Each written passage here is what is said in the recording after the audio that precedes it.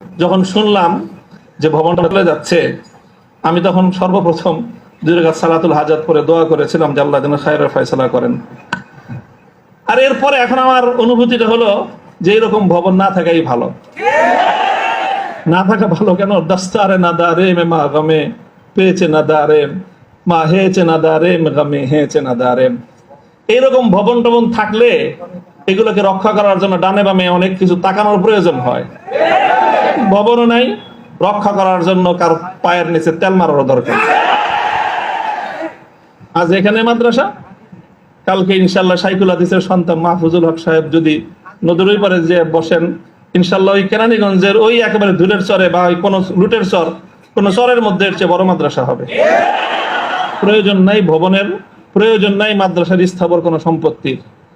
ওই পুরাতন যুগে ফিরে যেতে হবে আমাদের। স্থায়ীভাবে আমি এই কথা বলতেছি।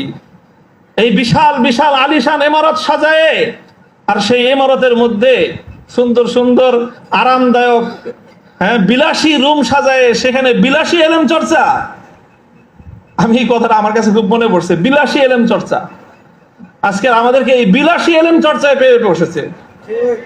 বিলাসী এলেম চর্চার পথ বাদ দিয়ে আমাদের আকাবের এবং আসলাফদের মতো সেই খেজুর গাছের তলায়, বট গাছের নিচে সালার চাটার উপর বসে আমাদেরকে ক্বালা আল্লাহু ক্বালা রাসূলের তালিম দেওয়ার সেই সবক গ্রহণ করতে হবে।